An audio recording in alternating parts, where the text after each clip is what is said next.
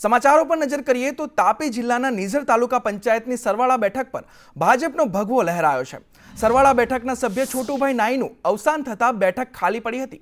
ત્યારે પેટા ચૂંટણીમાં ભાજપના ઉમેદવાર દિલીપભાઈ કોળી સામે કોઈએ ઉમેદવારી ન નોંધાવતા બિનહરીફ ચૂંટાયા છે।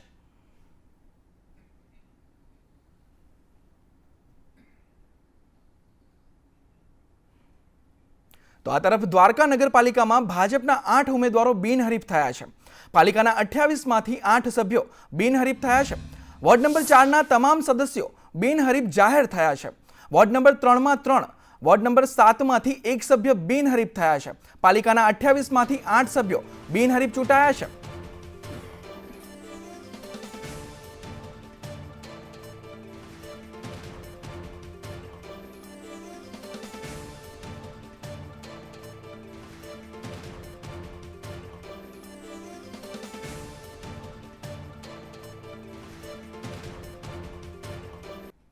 अन्य समाचार पर नजर करिए तो वलसाड नगरपालिका में भाजप 5 बैठक पर बिनहरीफ थई छे। वोर्ड नंबर 8 में भाजपना 3 उम्मीदवारों बिनहरीफ चूंटाया छे। वोर्ड नंबर 10 और 6 में एक उम्मीदवार बिनहरीफ थया छे। कांग्रेस के अन्य पक्षोए फॉर्म नहीं भरता भाजपने तेनो लाभ मळ्यो छे। चूंटणी पहला ज 44 मांथी 5 बैठक पर भाजप बिनहरीफ थई छे। त्यारे कांग्रेसे के अन्य पक्षोए फॉर्म नहीं भरता तेनो सीधो ज लाभ भाजपने मळ्यो छे अने 44 मांथी 5 बैठक पर भाजप बिनहरीफ थई छे।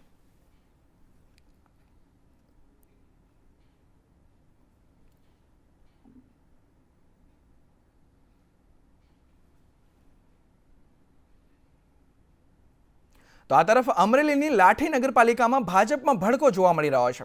युवा मोर्चाना उपप्रमुखनी पत्नीए कोंग्रेसमांथी फॉर्म भर्युं छे। हीना हिरेन पाडाए वोर्ड नंबर 3 माटे कोंग्रेसमांथी फॉर्म भर्युं छे। हिरेन पाडानी भाजप सामे नाराजगी सामे आवी छे।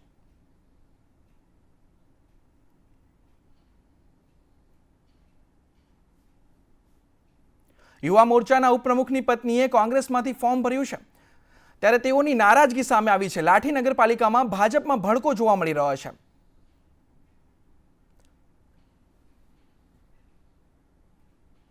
તો આ તરફ જૂનાગઢમાં ભાજપમાં અસંતોષ ચરમસીમાએ પહોંચ્યો છે।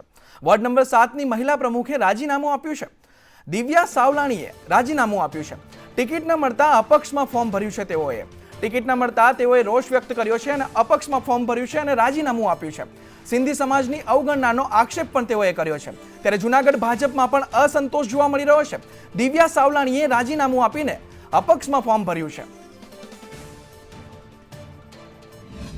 भारतीय जनता पार्टीए अमरा सिंधी समाजनी लागणी दुभावी छे। अमरा सिंधी समाजे खाली भारतीय जनता पार्टी पासेथी बे टिकिटनी मांग करी थी। एमांथी भारतीय जनता पार्टीए एक टिकिट आपीने अमरा सिंधी समाजनी लागणी दुभावी छे। अमारो वोट नंबर 7 छे ई प्योर सिंधी समाज बधाई वोट भाजपने वनवे आपता था छतांय अमरा वोटमां कोई सुविधा आपवामां न आव्या छतां पण अमे आजनी तारीख सुधी भारतीय जनता पार्टी साथे हता।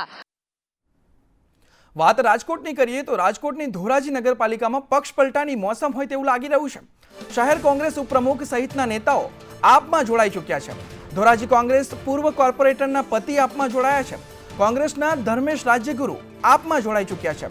શહેર કોંગ્રેસ ઉપપ્રમુખ જયકુમાર ટોપિયા પણ આપમાં જોડાઈ ચૂક્યા છે।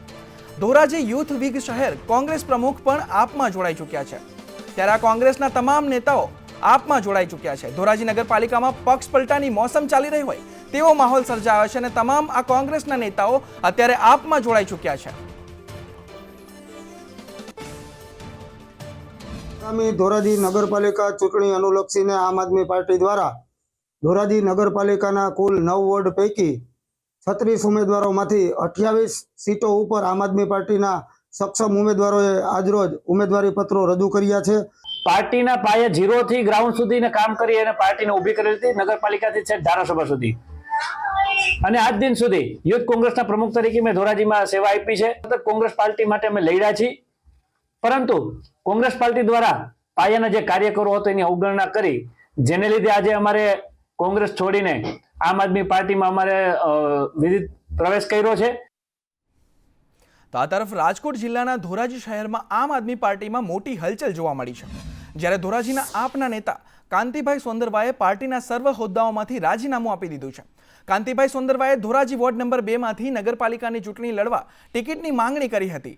ટિકિટ ન મળતા પાર્ટીની સ્થાનિક લેવલે વહાલા દવલાની નીતિ સામે રોષ વ્યક્ત કર્યો અને કાંતિભાઈએ સ્થાનિક સ્તરે પાર્ટીની અંદરના રાજકારણને લઈને નાખુશ હોવાના કારણે તેમણે આવું નિર્ણાયક પગલું ભર્યું છે. મહત્વનું છે કે ધોરાજીના સ્થાનિક રાજકારણમાં આ ઘટનાની અસર થઈ શકે છે.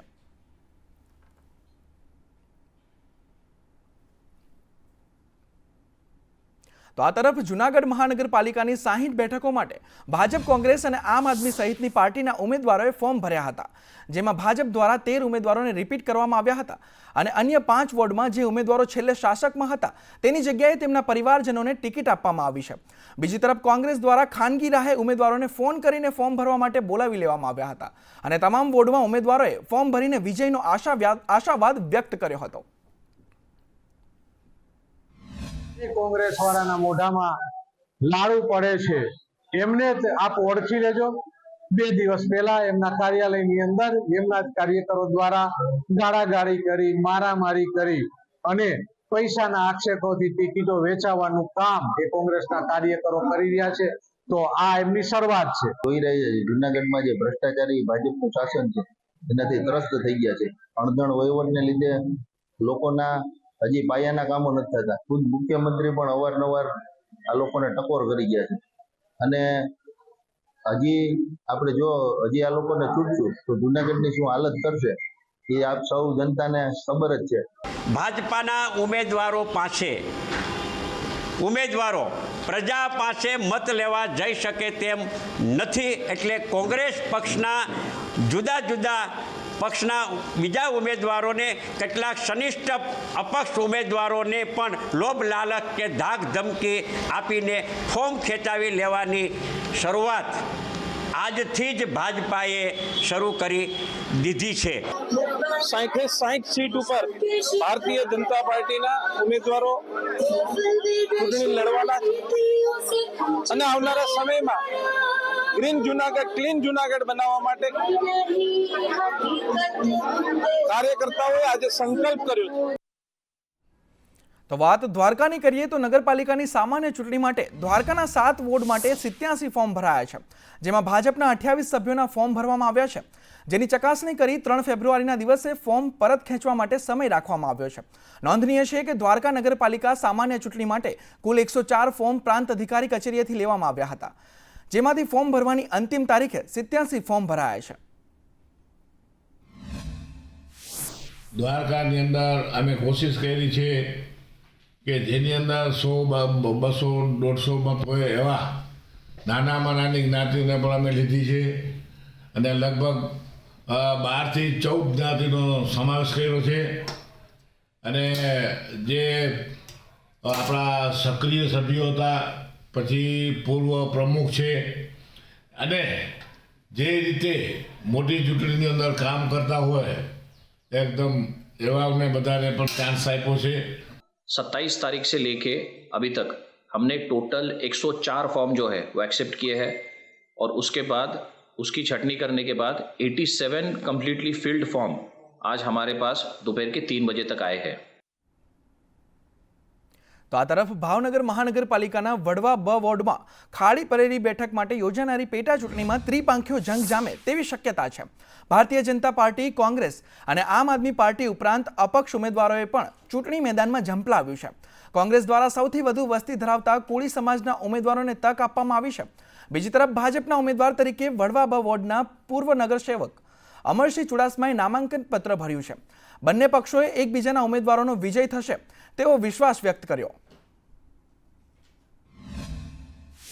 પાર્ટીએ ટિકિટ આપી છે અને મારી પર વિશ્વાસ મૂક્યો છે અને અમારા વડવા બ વોર્ડના કાર્યકર્તાઓ અને અમારા 13 વોર્ડના કાર્યકર્તાઓ જે પૂરા તન મન ધનથી કામે લાગી ગયા છે અને પાર્ટીનો જીત વડવા બમાં નિશ્ચિત છે અને વડવા બમ વોર્ડમાં પણ કાંઈ પણ કામની તૂટી રહી ગઈ છે એ હું પૂરા કરવાના નિષ્ઠાથી પ્રયત્ન કરીશ. તો આ તરફ અમરેલીની લાઠી નગરપાલિકાના 6 વોર્ડમાં ભાજપ, કોંગ્રેસ, આમ આદમી પાર્ટી અને અપક્ષ વચ્ચે ચૂંટણીનો જંગ જામશે. નગરપાલિકામાં ભાજપ, કોંગ્રેસ, આપ અને અપક્ષ મળી કુલ 66 ઉમેદવારોએ પોતાની ઉમેદવારી નોંધાવી છે, જેમાં લાઠી પ્રાંત અધિકારી એનઆઈ બ્રહ્મભટ્ટે ભાજપના તમામ 24 ઉમેદવારોએ મેન્ડેટ સોંપ્યા છે, તો કોંગ્રેસના ઉમેદવારોને પણ શહેર કોંગ્રેસ પ્રમુખ સુરેશ ગોયાણી સહિત કાર્યકરોની ઉપસ્થિતિમાં મેન્ડેટ અપાયા છે. સાથે આપના 15 અને અપક્ષના 2 ઉમેદવારોએ ઉમેદવારી નોંધાવી છે. ભારતીય જનતા પાર્ટી પ્રેરિત 24 ઉમેદવારોના મેન્ડેટ અને ઉમેદવારી પત્ર રજૂ કરવામાં આવ્યા છે. આગામી સમયમાં જે પ્રાથમિક સુવિધા છે, રોડ, રસ્તા, પાણી, ગટરને લઈને અને વિકાસના મુદ્દાને લઈને અમે ચૂંટણી લડીશું અને અમને 100% ખાતરી છે અને પ્રજા અમારી પડખે છે. આજે ભારતીય જનતા પાર્ટી દ્વારા લાઠી નગરપાલિકાની જે ચૂંટણી છે એના તમામ 24 ઉમેદવારના મેન્ડેટ સાથે આજે તમામ ઉમેદવારોના ફોર્મ અહીંયા પ્રાંત કચેરી ખાતે રજૂ કરવામાં આવ્યા છે. અત્યાર સુધીમાં સૌથી વધારે ફોર્મ આજના દિવસે આવેલા છે. ટોટલ 60 ફોર્મ આજે રજૂ થયેલા છે. અલગ અલગ ત્રણેય પક્ષ આમ આદમી પાર્ટી, કોંગ્રેસ અને બીજેપી તરફથી ફોર્મ રજૂ થયા છે તથા અપક્ષના પણ 2 ફોર્મ રજૂ થયેલા છે. બીજેપીના ટોટલ 24 ફોર્મ આવેલા છે, કોંગ્રેસના 24 ફોર્મ આવેલા છે અને આમ આદમી પાર્ટીના 14 ફોર્મ આવેલા છે અને અપક્ષથી 2 ફોર્મ મળી અને ટોટલ 64 ફોર્મ લાઠી નગરપાલિકાની સામાન્ય ચૂંટણી જે 2025ની છે એના માટે આવેલા છે. ગુજરાત રાજ્યની અંદર નગરપાલિકાઓ, મહાનગરપાલિકા, જિલ્લા પંચાયતની પેટા ચૂંટણીઓ એમ સમગ્ર રાજ્યની અંદર નગરપાલિકાઓની ચૂંટણીના ભાગરૂપે આજે લાઠી નગરપાલિકાની અંદર કોંગ્રેસ પક્ષ દ્વારા આજે અમે અમારી ઉમેદવારી નોંધાવી છે.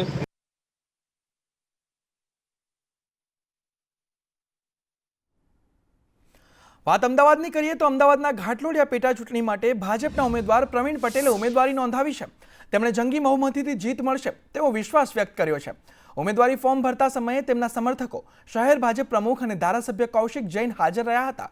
મહત્વનું છે કે ભાજપના ઉમેદવાર પ્રવીણ પટેલે હાલમાં પાટીદાર સંગઠનમાં પણ મહત્વપૂર્ણ હોદ્દા પર છે. વડાપ્રધાન શ્રી તેમજ અમારા ગાંધીનગર લોકસભાના સાંસદ અમિતભાઈ હર હંમેશ કહેતા હોય છે કે કોઈ એક કાર્યકર ચૂંટણી લડતો હોતો નથી, સમગ્ર કાર્યકર થઈને આ ચૂંટણી લડતા હોઈએ છીએ અને અમને વિશ્વાસ છે કે અમે જંગી બહુમતીથી જીતી અને ખરા ઉતરીશું. તો આ તરફ સ્થાનિક સ્વરાજની ચૂંટણીને લઈ મહેસાણાનું રાજકારણ પણ ગરમાયું છે. જિલ્લા પંચાયત અને તાલુકા પંચાયતની બેઠકોની ચૂંટણીને લઈ ભાજપના ઉમેદવારોએ ફોર્મ ભર્યા હતા, જેમાં જિલ્લા પંચાયતની મલેકપુર બેઠક પર ભાજપના નરેન્દ્રજી અજમલજી ઠાકોરે ફોર્મ ભર્યું છે. તેમજ ખેરાલુ તાલુકા પંચાયતની ડભોળા, ડાલીસણા અને કુડા સીટ પર ભાજપના ઉમેદવારોએ ફોર્મ ભર્યા હતા. આ તકે ભાજપના અગ્રણી જયરાજસિંહ પરમારે ભાજપનો બહુમતીથી વિજય થશે તેવો વિશ્વાસ વ્યક્ત કર્યો છે. સાથે એક વાત ચોક્કસ કહું કે સ્થાનિક સ્વરાજની ચૂંટણીમાં જેટલા સ્થાનિક લોકો પ્રતિનિધિઓ ચૂંટાઈને આવશે એવું ભારતીય જનતા પાર્ટીએ મિલે સુર મેરા તુમારા બને સુર અમારા એ રીતે એક જ્ઞાતિ, તમામ વર્ગ, તમામ સંપ્રદાય, તમામ ઉંમર, તમામ લિંગ બધાને ભેળવી અને સુંદર રીતે એક ગજેરો કહી શકાય, બુકે બનાવાય એવા સરસ રીતે બધા ઉમેદવારો આપ્યા છે.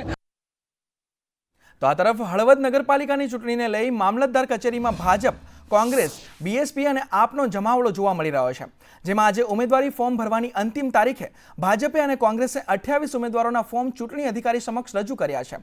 તેમજ બહુજન સમાજ પાર્ટીએ 3 ઉમેદવારોને મેદાનમાં ઉતાર્યા છે. ચૂંટણીમાં ભાજપ શહેર પ્રમુખ અને કોંગ્રેસ પ્રવક્તાએ જીતનો વિશ્વાસ વ્યક્ત કર્યો છે. આવનારા સમયમાં ભારતીય જનતા પાર્ટીના કાર્યકર્તાઓ તેમજ હળવદ શહેરની શિક્ષિત, શાળી, જાગૃત પ્રજા છે કે એને જે રીતે ભૂતકાળમાં ભારતીય જનતા પાર્ટીના આશીર્વાદ છે, આગામી સમયમાં ભારતીય જનતા પાર્ટીનો વિશ્વાસ કોબલે ને કોબલે મત આપી ભારતીય જનતા પાર્ટીનો 28 સીટ ઉપર ભગવો લહેરા એના માટે આશીર્વાદ આપશે. ભારતીય જનતા પાર્ટીની સરકારથી નારાજ છે ત્યારે આજ રોજ હંમેશા રાત દિવસ પ્રજા માટે લડતી એવી કોંગ્રેસ પાર્ટીના તમામ ઉમેદવારો પ્રજાના આશીર્વાદ લઈને આજે શનિવારનો દિવસ હનુમાનજી દાદાના સંકટ મોચક તરીકે જ્યારે દિવસ હોય ત્યારે આજે હળવદ તાલુકાના 7 વોર્ડના તમામ કોંગ્રેસ પાર્ટીના 28 ઉમેદવારોએ વિજય વિશ્વાસ સાથે આજે ઉમેદવારી પત્ર ભર્યા. તો તાપીની સોનગઢ નગરપાલિકાની ચૂંટણીની વાત કરીએ તો સોનગઢમાં ભાજપ કોંગ્રેસ વચ્ચે સીધો જંગ છે. સોનગઢમાં 7 વોર્ડની 28 બેઠકો પર ચૂંટણી થશે. ભાજપ અને કોંગ્રેસના ઉમેદવારોએ દાવેદારી કરી છે.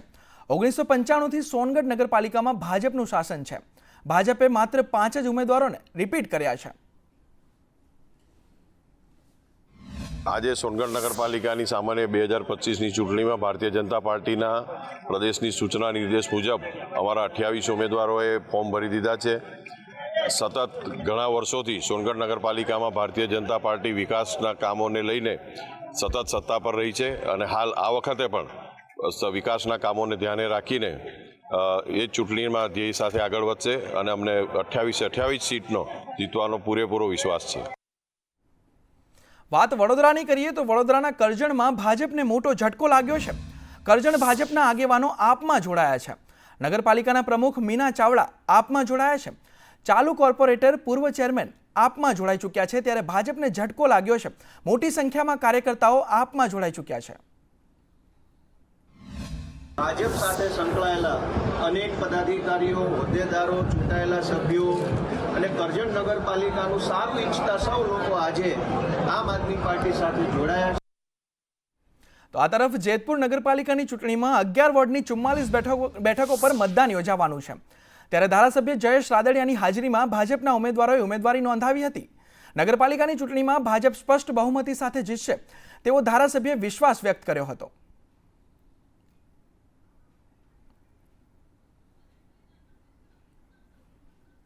તો આ તરફ વલસાડ જિલ્લામાં ઉમેદવારી પત્રો ભરવાને લઈને રાજકીય પાર્ટીઓમાં આંતરિક રાજકારણ ગરમાયું છે. ત્યારે ભાજપના કાર્યકર્તાઓને ટિકિટ ન મળતા નારાજ થઈ ઉમેદવારોએ અપક્ષ ઉમેદવારી નોંધાવી છે. સાથે ભાજપ સામે અપક્ષમાંથી ફોર્મ ભરી જીતનો દાવો પણ વ્યક્ત કર્યો છે. આ અંગે ભાજપના ધારાસભ્ય ભરત પટેલનું કહેવું છે કે પાર્ટી દ્વારા નારાજ કાર્યકર્તાઓને મનાવી લેવામાં આવશે. નંબર 5ના લોકોએ અમને પ્રેરણા આપી છે.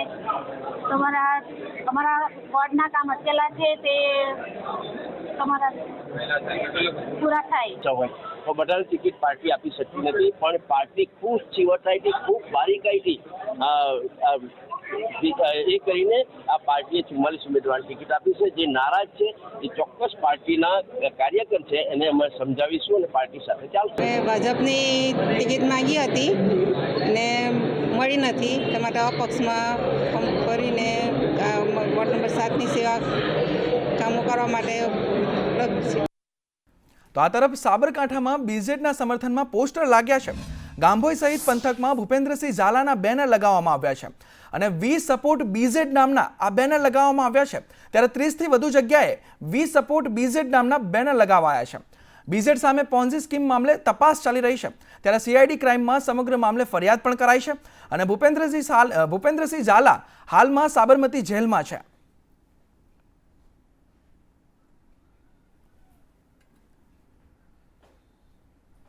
અન્ય સમાચાર પર નજર કરીએ તો મહાકુંભમાં રાજકોટના શ્રદ્ધાળુનું મોત નીપજ્યું છે. અચાનક શ્વાસ ચડતા કિરીટસિંહ રાઠોડનું મોત નીપજ્યું છે. કિરીટસિંહની પત્ની અને મિત્રો સાથે તેઓ મહાકુંભ ગયા હતા. પ્રયાગરાજથી મૃતદેહ લાવી અંતિમ સંસ્કાર પણ કરવામાં આવ્યા છે. ત્યારે અચાનક શ્વાસ ચડતા તેઓનું મોત નીપજ્યું છે. તો આ તરફ ગીર સોમનાથના ઉનામાં શાળા નજીક સિંહ પહોંચ્યો હતો. શિકારની શોધમાં સિંહ શાળા નજીક પહોંચી ગયો હતો. વિજય પબ્લિક સ્કૂલ પાસે જોવા મળ્યો સિંહ. રહેણાંક વિસ્તારોમાં સિંહના આટાફેરાથી લોકોમાં ડરનો માહોલ પણ જોવા મળ્યો છે.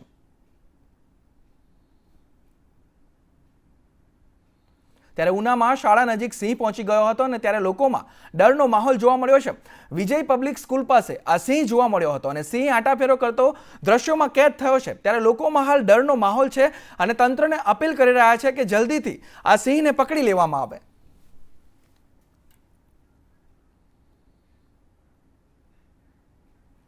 અન્ય સમાચાર પર નજર કરીએ તો કેન્દ્રીય બજેટ પર એએમએના વાઇસ પ્રેસિડેન્ટની પ્રતિક્રિયા આવી છે. મેડિકલ ક્ષેત્રે કરેલ જોગવાઈ પર મુકેશ મહેશ્વરીની પ્રતિક્રિયા સામે આવી રહી છે. તેમણે કહ્યું કે બજેટમાં મેડિકલ ક્ષેત્ર માટે 4 જોગવાઈઓ કરાઈ છે. કેન્દ્ર સરકારે કરેલી જોગવાઈઓ આવકારદાયક છે અને મેડિકલ ટુરિઝમની દેશના મેડિકલ ક્ષેત્રનો વિકાસ થશે. ગ્રામ્ય વિસ્તારોમાં મેડિકલની સુવિધામાં વધારો થશે. તેમણે વધુમાં કહ્યું કે મેડિકલની સીટો વધવાથી દેશમાં ડોક્ટરોની સંખ્યા પણ વધશે. મેડિકલ ફિલ્ડ માટે 4-5 બહુ મોટી જાહેરાતો કરવામાં આવી છે. લાઇક નંબર 1, 36 જેટલી લાઈફ સેવિંગ દવાઓ પર કસ્ટમ ડ્યુટી 0 કરી દેવામાં આવી છે, જેથી દવાઓ સસ્તી થશે અને કેન્સર જેવા જે જટિલ રોગો છે એમાં પેશન્ટને સારી સારવાર મળી શકશે. બીજી 200 જેટલા કેન્સર કેર સેન્ટર ઊભા કરવાની વાત છે, જેથી નાના નાના ગામડાઓમાં અને જ્યાં લોકોની પાસે ફેસિલિટી નથી એ લોકોને મોટા શહેરો સુધી આવવું નહીં પડે, ત્યાં એમને ફેસિલિટી અવેલેબલ થશે. ત્રીજી, મેડિકલ ટુરિઝમને ડેવલપ કરવા માટે વિઝાની પ્રોસેસ ઇઝી કરવાની અને પ્રાઇવેટ સેક્ટરને ઇન્વોલ્વ કરવાની વાત કરવામાં આવી છે. અને ચોથી, મેડિકલ સીટો વધારવાની વાત કરવામાં આવી છે કે અંડર ગ્રેજ્યુએટ અને પોસ્ટ ગ્રેજ્યુએટની સીટો દર વર્ષે 15,000 વધે અને 5 વર્ષમાં 75,000 જેટલી સીટો વધે તો શું થાય કે જેટલા ડૉક્ટર તમારી પાસે વધારે હોય તો તમે વધારે સેવાઓ સારી રીતે આપી શકો. ત્યારે આજ રોજ નાણામંત્રી નિર્મલા સીતારમણ દ્વારા બજેટ રજૂ કરવામાં આવ્યું. ત્યારે જામનગરના વેપારીઓએ બજેટને આવકાર્યું છે. શહેરના ચાંદી બજાર સર્કલમાં વેપારીઓએ એકઠા થઈ ફટાકડા ફોડીને ખુશી વ્યક્ત કરી છે. બજેટમાં ઇન્કમ ટેક્સમાં મોટી રાહત અપાતા નાણામંત્રીનો આભાર પણ તેઓએ માન્યો હતો અને ફટાકડા ફોડી ઉજવણી કરી હતી.